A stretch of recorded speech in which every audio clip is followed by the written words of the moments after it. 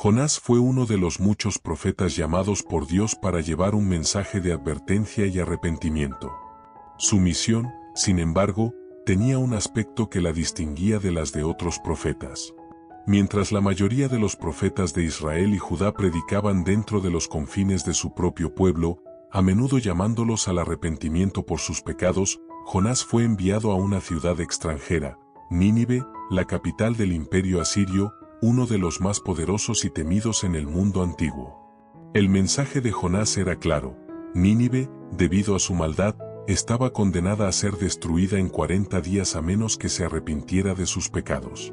El llamado de Jonás refleja un aspecto importante de la misión profética en la Biblia: la comunicación de la voluntad de Dios, tanto en términos de juicio como de misericordia. Dios no solo llama a Jonás a advertir a Nínive, sino también a ofrecerles la oportunidad de cambiar sus caminos. Esto revela el carácter de Dios como alguien que prefiere el arrepentimiento a la destrucción, incluso cuando se trata de una nación extranjera y enemiga del pueblo de Israel. El propósito de la misión de Jonás va más allá de simplemente llevar un mensaje. A través de su historia, se exploran temas profundos como la resistencia humana al mandato divino, el conflicto entre la justicia y la misericordia, y la universalidad del amor y la compasión de Dios, que no se limitan a un solo pueblo, sino que se extienden a toda la humanidad. Para entender completamente la magnitud de la misión de Jonás, es esencial conocer el contexto histórico de Nínive y su relación con Israel. Nínive, ubicada en la actual Irak, era una de las ciudades más grandes y poderosas del mundo antiguo. Fue la capital del imperio asirio, conocido por su crueldad en la guerra y su dominio sobre otras naciones. Los asirios, con sus ejércitos implacables, eran temidos por las naciones vecinas, incluidos los israelitas. En el momento en que Jonás fue llamado a profetizar, los asirios ya habían llevado a cabo campañas militares devastadoras contra las tribus de Israel, y el imperio estaba en su apogeo. Nínive no era solo una ciudad grande en tamaño, sino también en influencia cultural, política y económica. A pesar de ser una metrópolis próspera, estaba corrompida por la violencia, la idolatría y la injusticia. El mensaje de Dios a Jonás de ir a esta ciudad poderosa y pagana para predicarles el arrepentimiento habría sido visto como una tarea monumental, no solo por el riesgo personal, sino también por la incredulidad de que una ciudad tan malvada pudiera cambiar sus caminos. Desde una perspectiva israelita, Nínive simbolizaba lo peor del poder humano en su opresión y arrogancia. Para los israelitas, los asirios no solo eran enemigos, sino también un recordatorio de la fragilidad de su propia existencia ante los imperios dominantes. Enviar a un profeta israelita a predicar el arrepentimiento a Nínive habría sido una tarea impensable para muchos, lo que en parte explica la reacción de Jonás. Cuando Dios le ordena a Jonás que vaya a Nínive, él decide huir en dirección opuesta, hacia Tarsis. Aunque el lugar exacto de Tarsis ha sido objeto de debate entre los estudiosos, muchos coinciden en que se encontraba en algún lugar del extremo occidental del Mediterráneo, posiblemente en la región de España. Lo importante es que Tarsis representa simbólicamente lo más lejano posible de Nínive y de la misión que Dios le había encomendado. La decisión de Jonás de huir hacia Tarsis no es solo geográfica, sino también espiritual. En lugar de enfrentar su llamado, Jonás elige el camino de la evasión. Tarsis, para Jonás, es una oportunidad de escapar de la responsabilidad, de huir de la voz de Dios que lo convoca a una tarea difícil. Esta huida nos revela un profundo conflicto interno en Jonás, su lucha por aceptar el mandato divino y su deseo de evitar lo que él percibe como una tarea inútil o incluso injusta. Tarsis, por tanto, no es solo un destino físico, sino un símbolo de la resistencia humana a la voluntad divina. En la Biblia, a menudo se habla de la huida del hombre de la presencia de Dios, y Jonás encarna este impulso en su decisión de embarcarse hacia un lugar lejano, esperando escapar de la mirada y el plan de Dios. Sin embargo, como veremos más adelante en la historia, la presencia divina es ineludible, y Jonás no puede esconderse de su misión por más que lo intente. El tema principal, la lucha entre el mandato divino y la voluntad humana. Uno de los temas más poderosos de la historia de Jonás es la tensión entre el mandato divino y la voluntad humana. Jonás, como muchos de nosotros, enfrenta un conflicto entre lo que sabe que debe hacer y lo que desea hacer. Dios le ordena ir a Nínive, pero Jonás no quiere cumplir esa misión. Su huida simboliza la resistencia humana a la voluntad de Dios, un tema recurrente en la Biblia y en la experiencia humana. La historia de Jonás nos invita a reflexionar sobre las veces que nos enfrentamos a situaciones similares. A menudo, cuando nos sentimos llamados a hacer algo que parece difícil, peligroso o contrario a nuestros deseos personales, podemos sentir la tentación de huir, de buscar un Tarsis personal donde creemos que podemos escapar de nuestras responsabilidades. Pero al igual que Jonás, descubrimos que la voluntad de Dios es ineludible, y que no importa cuán lejos intentemos correr, el propósito divino nos alcanza. Además, la lucha de Jonás no solo es contra el mandato de Dios, sino también contra su propia comprensión de la justicia y la misericordia. Jonás no entiende por qué Dios quiere perdonar a una ciudad tan malvada como Nínive. En su mente, ellos merecen el juicio, no la misericordia. Esta es una lección crucial en la historia. La misericordia de Dios trasciende los límites humanos de justicia. Lo que Jonás ve como merecido castigo, Dios lo ve como una oportunidad de arrepentimiento y redención. En resumen, la historia de Jonás pone en primer plano la lucha constante entre la voluntad humana, a menudo egoísta y temerosa, y el mandato divino, que busca la redención y el bienestar de todos, incluso de los considerados enemigos. Este conflicto resuena a lo largo de la historia de la humanidad y sigue siendo relevante hoy en día, invitándonos a reconsiderar nuestras propias respuestas a los llamados que Dios o la vida nos presentan. El libro de Jonás comienza con una llamada clara y directa de Dios: levántate y ve a Nínive, aquella gran ciudad, y pregona contra ella, porque su maldad ha subido delante de mí. Jonás 1:2.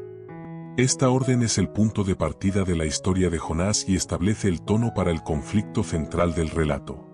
Dios no solo le está pidiendo a Jonás que predique un mensaje de advertencia, sino que le está ordenando que lo haga en una ciudad conocida por su maldad, y lo más importante, fuera de las fronteras de Israel.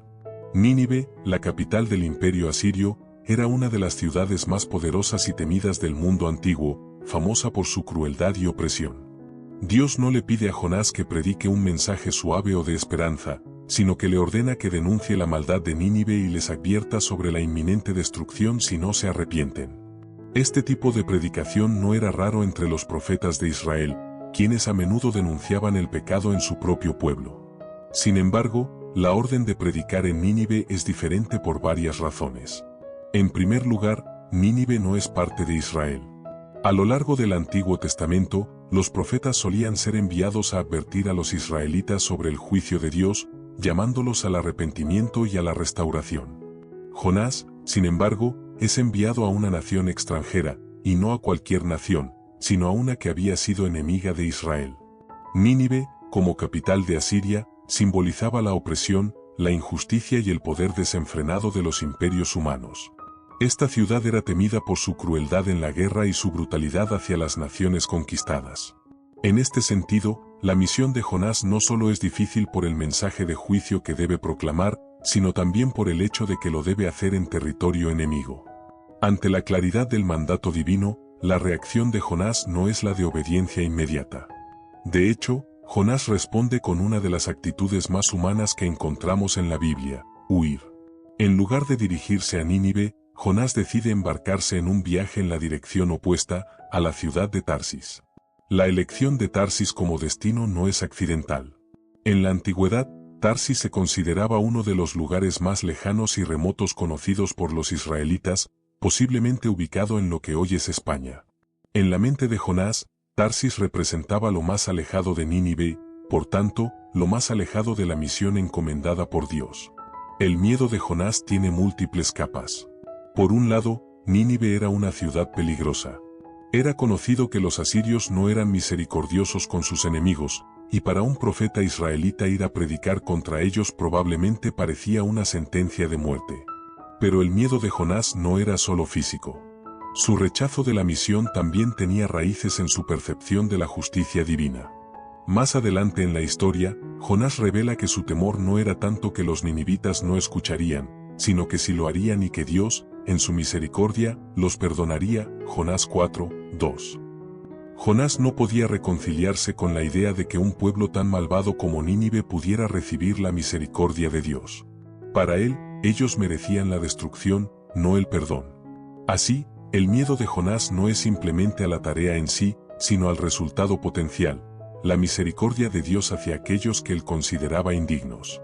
Este conflicto interno en Jonás, su lucha entre el mandato divino y su propio sentido de justicia, es uno de los temas centrales del libro. Nos muestra cómo incluso los más fieles servidores de Dios pueden luchar con la voluntad divina cuando ésta desafía sus propias creencias y prejuicios. Tarsis, como mencionamos antes, representa la evasión en la historia de Jonás. No solo es un lugar geográfico, sino que también simboliza la resistencia humana a enfrentar la realidad que se nos presenta. Jonás no solo está huyendo de Nínive, sino que también está huyendo de la responsabilidad que Dios le ha dado. En este sentido, Tarsis puede verse como un símbolo de todos aquellos momentos en que intentamos evadir nuestras obligaciones, especialmente cuando sentimos que no estamos preparados o cuando el resultado no es el que deseamos. La historia de Jonás nos ofrece una imagen poderosa de lo que significa huir de nuestro propósito. A menudo, cuando enfrentamos desafíos o tareas que parecen demasiado difíciles, nuestra primera reacción es buscar una Tarsis, un lugar o una situación en la que creemos que podemos escapar de nuestras responsabilidades. Sin embargo, al igual que Jonás, pronto descubrimos que no importa cuán lejos corramos, no podemos escapar de nuestro llamado o de la presencia de Dios. La huida de Jonás hacia Tarsis es un recordatorio de que la voluntad de Dios es ineludible y que, a pesar de nuestros esfuerzos por evitarlo, eventualmente tendremos que enfrentar nuestro propósito. El mandato de Dios a Jonás y su posterior huida plantea importantes cuestiones teológicas. En primer lugar, nos lleva a reflexionar sobre la universalidad del amor y la justicia de Dios. Jonás, como profeta israelita, tenía un sentido muy fuerte de la justicia divina, pero su comprensión estaba limitada por su visión nacionalista. Él creía que Nínive, como enemiga de Israel, merecía el juicio de Dios. Sin embargo, la misión de Jonás demuestra que el amor de Dios no está limitado a un solo pueblo o nación. Su misericordia se extiende incluso a los que consideramos enemigos, y su deseo es que todos se arrepientan y sean restaurados, independientemente de su historia o maldad. Otro tema que surge en esta parte de la historia es la cuestión de la obediencia. Jonás es un profeta llamado por Dios, y sin embargo, huye de su responsabilidad. Este comportamiento es contrario a la imagen que tenemos de los profetas como mensajeros obedientes de Dios. La historia de Jonás nos muestra que incluso los más devotos pueden luchar con la voluntad de Dios, y que la obediencia a veces requiere una profunda lucha interna.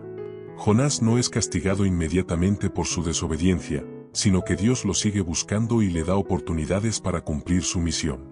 Esto refleja el carácter paciente y misericordioso de Dios, que no se da por vencido con nosotros incluso cuando huimos. Finalmente, la huida de Jonás nos invita a reflexionar sobre nuestras propias reacciones ante el llamado divino. ¿Cuántas veces hemos sentido la necesidad de evitar lo que Dios nos pide? Ya sea por miedo, incertidumbre o simplemente por no querer aceptar lo que creemos que es injusto o inconveniente, a menudo tratamos de huir de nuestras responsabilidades espirituales. Pero la historia de Jonás nos enseña que no podemos escapar de nuestro propósito. Dios siempre nos llama de regreso a Él, y aunque podemos intentar evadir ese llamado, su voluntad finalmente se cumplirá. El relato de la huida de Jonás no termina cuando él aborda el barco hacia Tarsis.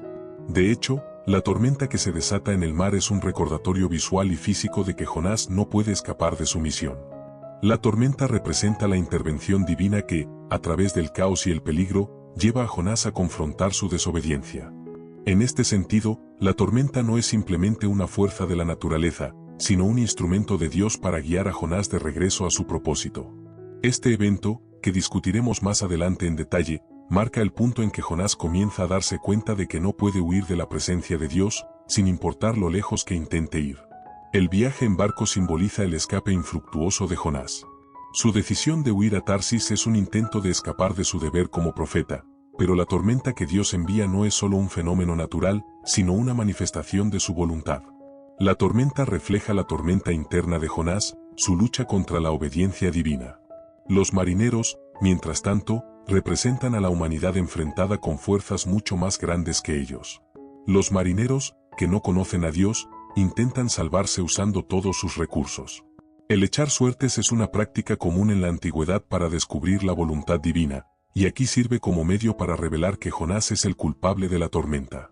Este momento subraya la gravedad de la situación, donde incluso los no creyentes reconocen la necesidad de una intervención divina para salvarse. Este es un punto crucial en la historia, ya que Jonás finalmente admite que está huyendo de Dios. Su confesión es una mezcla de resignación y valentía.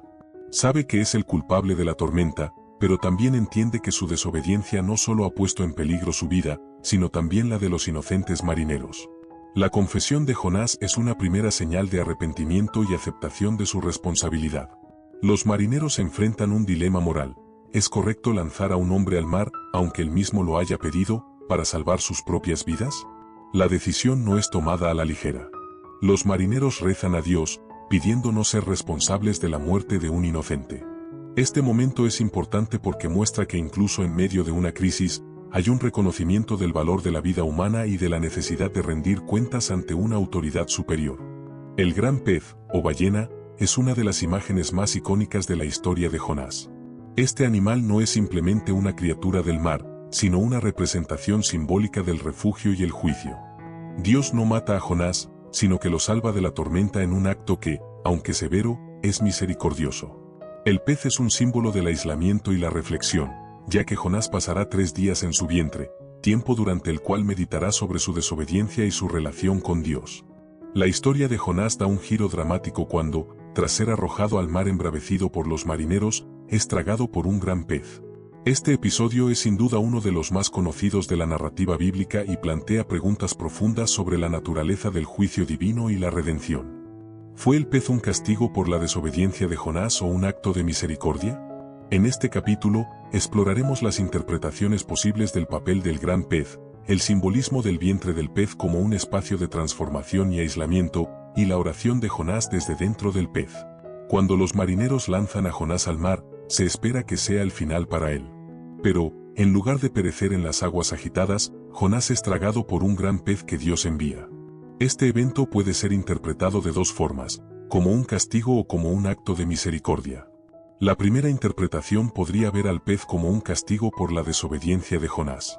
Después de todo, Jonás decidió huir del mandato de Dios e intentó escapar de su propósito divino. En esta lectura, el pez representa una forma de detener a Jonás, demostrarle que no puede evitar el plan de Dios. Es un momento de confrontación en el que Jonás se ve obligado a reflexionar sobre sus decisiones y enfrentarse a la consecuencia de su huida. Por otro lado, el pez también puede ser visto como un acto de misericordia. Aunque Jonás desobedeció a Dios, el gran pez lo salva de morir en el mar. La tormenta se calma después de que Jonás es lanzado al agua, pero en lugar de dejarlo perecer, Dios envía al pez para rescatarlo. En este sentido, el pez es una manifestación de la compasión divina. Aunque Jonás había fallado, Dios no lo abandonó. Esta segunda interpretación se centra en la idea de que Dios, a pesar de la rebeldía de Jonás, sigue ofreciéndole una oportunidad para arrepentirse y corregir sus errores. Ambas interpretaciones, aparentemente opuestas, revelan el carácter complejo de la relación entre juicio y misericordia en la Biblia. Dios no se presenta como una figura que castiga sin razón, sino como alguien que usa incluso las situaciones más difíciles para redirigirnos hacia nuestro propósito. El pez, entonces, puede ser visto como una especie de castigo redentor, que al mismo tiempo que confronta a Jonás con su desobediencia, también le ofrece una oportunidad para salvarse y reflexionar. El vientre del pez es un lugar simbólicamente rico. Es un espacio oscuro, confinado y aislado, donde Jonás pasa 3 días y 3 noches. Este aislamiento tiene muchas resonancias simbólicas. Primero, podemos interpretarlo como una especie de tumba. En este espacio, Jonás está desconectado del mundo exterior, sumergido en la oscuridad, al igual que la muerte. Sin embargo, al igual que la tumba de la que se habla en otras partes de la Biblia, el vientre del pez no es un lugar de destrucción final, sino un lugar de transición y transformación. Es en el vientre del pez donde Jonás comienza su proceso de arrepentimiento y renovación espiritual. El número 3 también es significativo. A lo largo de la Biblia, el número 3 se asocia frecuentemente con el concepto de preparación y transición. Jesús estuvo en la tumba 3 días antes de resucitar, y de manera similar, Jonás pasa 3 días en el vientre del pez antes de ser liberado. En ambos casos, estos 3 días representan un proceso de transformación, en el que se deja atrás una vieja forma de ser y se abraza una nueva. Para Jonás, el vientre del pez es un lugar de introspección y penitencia, donde puede meditar sobre sus acciones y el llamado de Dios. El vientre del pez también puede verse como un espacio de protección. Aunque es un lugar incómodo y oscuro, es allí donde Jonás está seguro. Dios lo protege de las peligrosas aguas del mar al colocarlo en un espacio donde puede estar a salvo. La experiencia de Jonás en el vientre del pez nos recuerda que a veces, incluso en los lugares más difíciles y oscuros de nuestra vida, hay una protección divina que opera, y es precisamente en esos momentos de oscuridad donde somos transformados. Por lo tanto, el vientre del pez puede ser interpretado como un espacio liminal, un lugar entre la muerte y la vida, el juicio y la misericordia, donde Jonás tiene la oportunidad de encontrarse a sí mismo y con Dios. No es un lugar de castigo, sino un espacio donde ocurre un cambio significativo y necesario para el propósito de Jonás. Desde el vientre del pez, Jonás hace una oración a Dios. Este es un momento crucial en la narrativa, ya que marca el comienzo del arrepentimiento de Jonás y su aceptación de la voluntad divina. La oración de Jonás se presenta en forma de un salmo de agradecimiento y alabanza, y su estructura es similar a la de muchos otros salmos del Antiguo Testamento. Esto es significativo, ya que demuestra que, incluso en un lugar de desesperación y oscuridad, Jonás es capaz de reconocer la soberanía de Dios y su poder para salvar. La oración comienza con una descripción del estado desesperado de Jonás. Desde el seno del Seol clamé, y mi voz oíste. Jonás 2:2. Aquí, Jonás describe su experiencia como si estuviera en el Seol, el lugar de los muertos. Esto refuerza la idea del vientre del pez como un lugar de muerte simbólica, un lugar de separación y oscuridad. Sin embargo, Jonás también reconoce que, a pesar de estar en esta situación desesperada, Dios escucha su clamor. Esto refleja la confianza de Jonás en la capacidad de Dios para salvar, incluso cuando todo parece perdido. La oración continúa con una descripción de cómo Jonás fue arrojado al mar, y cómo las aguas lo rodearon y las corrientes lo arrastraron. A pesar de esta situación, Jonás declara, «Pero tú sacaste mi vida de la sepultura, oh Jehová Dios mío». Jonás 2:6. Este es un momento de reconocimiento de la misericordia de Dios. Aunque Jonás había desobedecido, Dios lo salvó. La oración de Jonás no se centra en su situación presente en el vientre del pez, sino que es una oración de agradecimiento por la liberación que Dios ya le ha dado y la que confía que vendrá. Una de las partes más significativas de la oración de Jonás es cuando dice, «Los que siguen vanidades ilusorias, su misericordia abandonan». Jonás 2:8. Aquí, Jonás parece reconocer que su intento de huir de la voluntad de Dios fue una forma de seguir una vanidad ilusoria. Al intentar escapar de su propósito divino, Jonás se apartó de la misericordia de Dios. Ahora, en el vientre del pez, Jonás comprende que la verdadera salvación y misericordia solo pueden encontrarse en la obediencia a Dios. La oración termina con Jonás prometiendo, «Pero yo con voz de alabanza te ofreceré sacrificios, pagaré lo que prometí». La salvación es de Jehová. Jonás 2:9. Este es un momento de resolución para Jonás. Finalmente acepta su misión y promete cumplir con su deber. La declaración «La salvación es de Jehová» es una afirmación teológica importante, ya que reconoce que solo Dios tiene el poder para salvar, y que esa salvación está disponible incluso para los que, como Jonás, han fallado. Esta oración tiene implicaciones teológicas profundas. En primer lugar, muestra que incluso en los momentos más oscuros, Dios está dispuesto a escuchar y salvar. Jonás estaba en el fondo del mar, en el vientre de un pez, pero su oración fue escuchada por Dios. Esto resalta el alcance de la misericordia divina, que no está limitada por las circunstancias físicas o espirituales en las que nos encontremos. Además, la oración de Jonás es un testimonio de la importancia del arrepentimiento. La experiencia de Jonás dentro del vientre del gran pez es uno de los episodios más intrigantes y simbólicos de toda la narrativa bíblica. Pasar 3 días y 3 noches en el interior de un animal marino no es solo un castigo, sino también un tiempo de reflexión profunda y un proceso de transformación espiritual. Este periodo encierra varias paradojas teológicas que exploran la compleja relación entre el castigo divino y la misericordia, así como la muerte simbólica que conduce a la vida. Además, esta historia tiene similitudes con otras figuras bíblicas y mitológicas que experimentaron un aislamiento profundo en la oscuridad durante 3 días, antes de emerger a una nueva realidad. Dentro del vientre del pez, Jonás se encuentra en un lugar oscuro, confinado y aislado. Este entorno físico refleja su estado mental y espiritual. En este espacio, Jonás se enfrenta a la realidad de sus acciones. Huyó de Dios, desobedeció su mandato, y ahora está en un lugar que, aunque parece un castigo, es también una oportunidad para la introspección. La oscuridad que lo rodea se asemeja a la oscuridad espiritual que había sentido en su huida. Sin embargo, esta oscuridad es también un espacio de transición. En este estado de aislamiento, Jonás pasa por varias etapas mentales y emocionales. Inicialmente, es probable que haya experimentado un profundo miedo, no solo por su vida, sino también por lo que podría venir después. Al estar dentro del pez, Jonás está literalmente en las entrañas de su castigo, pero esta experiencia también lo lleva a un proceso de confrontación con su propia rebeldía y falta de fe.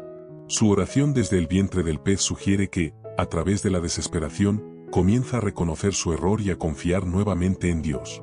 El vientre del pez, entonces, no es solo un lugar de confinamiento, sino un espacio donde Jonás se enfrenta a su propia humanidad y debilidad. Espiritualmente, el tiempo en el vientre del pez es un tiempo de penitencia.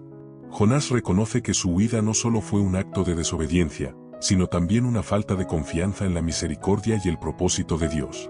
En su oración, Jonás expresa una profunda comprensión de que Dios escucha incluso desde los lugares más profundos del abismo. En esta confesión, Jonás está comenzando a cambiar, a abrirse a la posibilidad de cumplir su misión en Nínive, algo que anteriormente había rechazado. Este cambio de mentalidad es crucial, ya que es el precursor de su eventual obediencia. La historia de Jonás está llena de paradojas teológicas que revelan la naturaleza multifacética de la intervención divina. Una de las principales paradojas es el hecho de que el castigo de Jonás, ser tragado por un pez, es también lo que lo salva. Si Jonás no hubiera sido tragado por el pez, habría perecido en las aguas turbulentas del mar. Lo que parece ser un castigo es en realidad un acto de salvación. Dios no lo deja ahogarse ni lo destruye por completo, sino que utiliza este acto como un medio para protegerlo y darle una segunda oportunidad. Esta paradoja también se puede ver como una muerte simbólica que conduce a la vida. El vientre del pez es, en muchos sentidos, como una tumba. Jonás está encerrado en un lugar oscuro y estrecho, desconectado del mundo exterior, y aparentemente sin esperanza de escapar. Sin embargo, esta muerte es solo temporal, y es precisamente este tiempo en la tumba lo que permite que Jonás renazca, espiritualmente hablando. La experiencia de Jonás en el vientre del pez es una forma de muerte simbólica que finalmente lo lleva a una nueva vida y a una nueva misión. De la misma manera que Jesús resucitaría después de 3 días en la tumba, Jonás es liberado después de 3 días en el vientre del pez, preparado para cumplir con su llamado. Este tema de la muerte simbólica y la resurrección se encuentra a lo largo de las Escrituras. En el Nuevo Testamento, Jesús hace referencia a la experiencia de Jonás como un paralelo a su propia muerte y resurrección, porque como estuvo Jonás en el vientre del gran pez 3 días y 3 noches, así estará el Hijo del Hombre en el corazón de la tierra 3 días y 3 noches. Mateo 12 y 40. Este paralelismo subraya la conexión entre el sufrimiento y la redención, entre la muerte y la vida. Lo que parece ser un final es, de hecho, un nuevo comienzo, y la historia de Jonás es un testimonio de este principio divino. Otra paradoja importante en la historia de Jonás es la combinación de juicio y misericordia. El hecho de que Jonás sea tragado por el pez parece, en la superficie, un juicio severo, pero el mismo pez también es su salvación. Esto refleja un tema recurrente en la teología bíblica: el juicio de Dios no está separado de su misericordia. A menudo, lo que parece un castigo es en realidad una forma de redención. La paradoja del castigo que salva es uno de los temas más profundos de la historia de Jonás y nos invita a reconsiderar nuestras ideas sobre el juicio divino. La historia de Jonás en el vientre del pez no es única en la literatura bíblica ni en la mitología. Existen muchas otras figuras que, de una forma u otra, pasaron por un periodo de 3 días de oscuridad, aislamiento o muerte simbólica, antes de emerger a una nueva vida o propósito. En primer lugar, como mencionamos anteriormente, la experiencia de Jonás tiene un claro paralelo con la muerte y resurrección de Jesús. Jesús pasó 3 días en la tumba antes de resucitar, y su resurrección marcó el comienzo de una nueva era de redención para la humanidad. De manera similar, los 3 días de Jonás en el vientre del pez marcan su transición de la desobediencia a la obediencia, de la muerte simbólica a la vida. Otra figura que experimenta un periodo de 3 días en la oscuridad es el patriarca José, quien fue arrojado a un pozo por sus hermanos antes de ser vendido como esclavo. Aunque no fue literalmente 3 días, su tiempo en el pozo simboliza un descenso a la desesperación y el peligro. Sin embargo, este descenso fue el preludio de su eventual ascenso a una posición de poder en Egipto, lo que le permitió salvar a su familia durante la hambruna. Al igual que Jonás, José pasó por una experiencia de sufrimiento y aislamiento que lo transformó y lo preparó para cumplir su propósito. En el mito griego, también encontramos la historia de Orfeo, quien descendió al inframundo para rescatar a su amada Eurídice. Aunque su tiempo en la oscuridad no dura 3 días, su descenso al inframundo es una poderosa metáfora de la búsqueda de la redención y la confrontación con la muerte. Al igual que Jonás, Orfeo enfrenta un momento de crisis en el que debe decidir entre la esperanza y la desesperación. Aunque las historias son muy diferentes, ambas comparten el tema del descenso a la oscuridad seguido de una transformación o revelación. Otro paralelo interesante es el de la historia de Moisés, quien pasó 40 días y 40 noches en el monte Sinaí, en la presencia de Dios. Durante ese tiempo, Moisés estuvo aislado del pueblo de Israel, en un lugar de oscuridad y encuentro divino. Al igual que Jonás, Moisés emergió de esa experiencia transformado, listo para cumplir su misión de llevar los mandamientos de Dios a su pueblo. Este tema de 3 días en la oscuridad o en el aislamiento está profundamente arraigado en la literatura bíblica y mitológica. Representa un proceso de purificación, de confrontación con las debilidades humanas y de preparación para una nueva misión o propósito. En el caso de Jonás, sus 3 días en el vientre del pez no solo lo salvaron físicamente, sino que también lo transformaron espiritualmente. La liberación de Jonás es uno de los momentos más poderosos de su historia. Después de 3 días en el vientre del pez, el profeta es vomitado en tierra firme, simbolizando la misericordia y la segunda oportunidad que Dios le otorga. Este acto no solo marca el fin de la angustia física de Jonás, sino también el comienzo de su transformación espiritual. A través de esta experiencia, Jonás se convierte en un ejemplo de cómo Dios puede usar incluso nuestras fallas y momentos más oscuros para darnos una nueva oportunidad de cumplir con nuestro propósito divino. Después de haber pasado 3 días en el vientre del gran pez, Dios ordena que el pez escupa a Jonás en tierra firme, Jonás 2:10. Este acto es significativo por varias razones.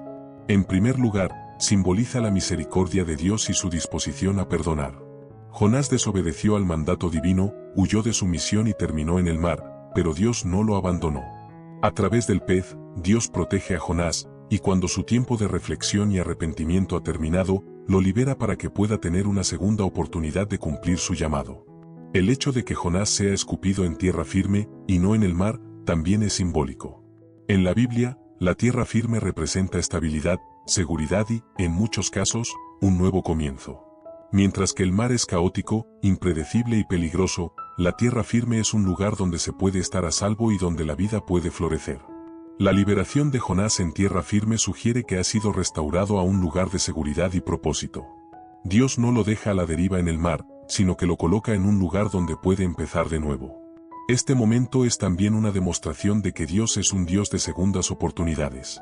A pesar de la desobediencia de Jonás, Dios le ofrece otra oportunidad para cumplir con su misión. Esta segunda oportunidad no es solo un regalo de gracia, sino también una llamada renovada a la obediencia. Dios no ha renunciado a Jonás, y a través de este acto, le muestra que su propósito para él aún sigue vigente. El tiempo de Jonás en el vientre del pez lo transforma profundamente. Antes de ser tragado por el pez, Jonás huía de su misión y estaba decidido a evitar cumplir el mandato de Dios. Sin embargo, después de su experiencia en el vientre del pez, Jonás parece estar más dispuesto a cumplir con su misión. La oración que ofrece desde dentro del pez refleja un cambio en su actitud. Jonás reconoce que la salvación viene de Dios y expresa su gratitud por haber sido rescatado. Este es el primer signo de que Jonás ha comenzado a aceptar su misión. Cuando el pez lo escupe en tierra firme, Jonás ya no huye. En cambio, sigue la orden de Dios y va a Nínive, la ciudad que inicialmente se negó a visitar. Esta disposición a obedecer es un cambio significativo en su actitud. Sin embargo, a lo largo de la historia, también queda claro que Jonás todavía tiene dudas y reservas sobre su misión. Aunque ha aprendido a obedecer a Dios, su corazón aún está en conflicto con el hecho de que Dios podría mostrar misericordia a los ninivitas, un pueblo que Jonás considera pecador y merecedor de castigo. Este conflicto interno de Jonás refleja una tensión que muchos creyentes enfrentan: la diferencia entre obedecer de forma externa y aceptar completamente los planes y propósitos de Dios en el corazón. Jonás cumple con su misión, pero su resistencia interna aún se manifiesta cuando, más adelante en la historia, se muestra molesto porque Dios perdona a Nínive. A pesar de su obediencia externa, Jonás todavía lucha por aceptar el alcance total de la misericordia de Dios. Este conflicto también muestra que la transformación espiritual no siempre es inmediata ni completa. Jonás ha avanzado en su viaje espiritual al aceptar su misión y seguir la orden de Dios, pero aún tiene que aprender a alinear completamente su voluntad con la de Dios. Esta tensión entre la obediencia externa y el conflicto interno es una parte importante de la historia de Jonás y nos enseña que la transformación espiritual es un proceso continuo. La historia de Jonás es un poderoso ejemplo del tema de la redención y las segundas oportunidades en la Biblia. Dios, en su misericordia, no solo ofrece una segunda oportunidad a Jonás, sino también a los habitantes de Nínive. Ambos ejemplos subrayan la paciencia de Dios y su deseo de que todos, tanto los individuos como las naciones, se arrepientan y regresen a Él. A lo largo de las Escrituras, encontramos numerosos ejemplos de personas a quienes Dios les otorga segundas oportunidades. Uno de los ejemplos más claros es el del rey David, quien, después de cometer graves pecados como el adulterio y el asesinato, se arrepiente sinceramente y es restaurado por Dios. Al igual que Jonás, David enfrenta las consecuencias de sus acciones, pero Dios no lo abandona. En cambio, lo perdona y lo restaura, mostrándole gracia y misericordia. Otro ejemplo es el del apóstol Pedro, quien negó a Jesús 3 veces antes de su crucifixión. A pesar de su negación, Jesús le da una segunda oportunidad de redimirse y lo restaura como líder de sus seguidores. Este acto de perdón muestra cómo, incluso en nuestras peores fallas, Dios está dispuesto a ofrecer una oportunidad para la redención si nos arrepentimos sinceramente. El concepto de segundas oportunidades también está profundamente arraigado en la naturaleza del pacto que Dios hace con su pueblo. A lo largo del Antiguo Testamento, el pueblo de Israel constantemente cae en la desobediencia y se aleja de Dios. Sin embargo, una y otra vez, Dios les ofrece una oportunidad para arrepentirse y volver a Él. A través de los profetas, Dios llama a su pueblo al arrepentimiento y les promete restauración si vuelven a sus caminos. Este ciclo de desobediencia, arrepentimiento y restauración es una característica clave de la relación de Dios con su pueblo. En el Nuevo Testamento, el tema de la redención y las segundas oportunidades alcanza su máxima expresión en la vida y obra de Jesús. Jesús ofrece una nueva oportunidad de vida eterna a todos aquellos que creen en Él. A través de su muerte y resurrección, Jesús trae la salvación a toda la humanidad, ofreciendo redención no solo por nuestras acciones pasadas, sino también la promesa de una nueva vida en Él. La cruz es el símbolo definitivo de la segunda oportunidad que Dios ofrece a la humanidad. La historia de Jonás también nos recuerda que las segundas oportunidades no siempre son fáciles de aceptar. A veces, como Jonás, resistimos el plan de Dios o tenemos dificultades para comprender su misericordia. Pero la historia de Jonás nos enseña que, aunque nuestras dudas y conflictos internos puedan persistir, la obediencia y la fe en Dios son el camino hacia la redención. Dios es paciente con nosotros, y aunque caigamos, siempre nos ofrece la oportunidad de levantarnos y volver a su propósito. El mensaje de redención y segundas oportunidades es una fuente de esperanza para todos los creyentes. Nos recuerda que, sin importar cuántas veces hayamos fallado, siempre podemos encontrar una nueva oportunidad en la misericordia de Dios. Al igual que Jonás, podemos ser restaurados y llamados de nuevo a cumplir con nuestro propósito, sin importar cuán lejos hayamos intentado huir. Después de su liberación del vientre del pez, Jonás acepta finalmente su misión y viaja a Nínive, una ciudad imponente y llena de pecado. Nínive, la capital del poderoso imperio asirio, es descrita en la Biblia como una ciudad grande en extremo, lo que subraya su tamaño y la magnitud de la tarea que Jonás debe emprender. Esta ciudad, conocida por su crueldad, opresión y maldad, está a punto de enfrentar el juicio divino, pero Jonás es enviado con un mensaje que ofrece una última oportunidad. Dentro de 40 días, Nínive será destruida. Jonás 3, 4. Jonás llega a Nínive después de su transformación espiritual, con la resolución de cumplir la voluntad de Dios. La Biblia describe a Nínive como una ciudad tan grande que requería 3 días de viaje para recorrerla completamente. La tarea de Jonás no es sencilla, debe caminar por las calles de una ciudad pecadora, anunciando un mensaje de inminente destrucción. A medida que avanza por las calles, Jonás proclama el juicio de Dios. En 40 días, la ciudad será destruida. Es importante destacar que el mensaje de Jonás es sencillo y directo. No se le pide que dé un largo sermón ni que explique en detalle las razones del juicio. Su misión es simplemente anunciar la destrucción inminente. Este mensaje breve y contundente refleja el carácter urgente de la situación. Dios ha decidido juzgar a Nínive, y Jonás es el mensajero de esa sentencia. No se sabe si Jonás esperaba que los ninivitas se arrepintieran o si creía que estaban condenados, pero su obediencia a Dios en este momento es innegable. La predicación de Jonás no es solo una advertencia de juicio, sino también una oportunidad implícita para el arrepentimiento. Aunque Jonás no lo dice directamente, el hecho de que Dios haya enviado un profeta a Nínive sugiere que aún hay una posibilidad de salvación. Este es un patrón recurrente en las Escrituras. Dios advierte a las personas sobre el juicio, pero siempre deja abierta la puerta del arrepentimiento. Jonás, aunque ahora obedece, aún parece tener dudas sobre la misericordia de Dios. Tal vez por esto su mensaje es tan seco y directo. Él no menciona la posibilidad de arrepentimiento ni sugiere que la destrucción pueda ser evitada. Simplemente proclama el juicio venidero. Sin embargo, lo que Jonás no esperaba era la increíble respuesta de los ninivitas. Lo que sigue es uno de los momentos más sorprendentes de toda la Biblia. A pesar de la brevedad y la dureza del mensaje de Jonás, los ninivitas responden de una manera inesperada, se arrepienten. Desde el más humilde de los ciudadanos hasta el rey mismo, toda la ciudad responde con un profundo arrepentimiento.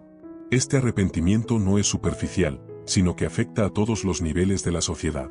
El pueblo de Nínive, al escuchar las palabras de Jonás, inmediatamente reconoce la gravedad de la situación.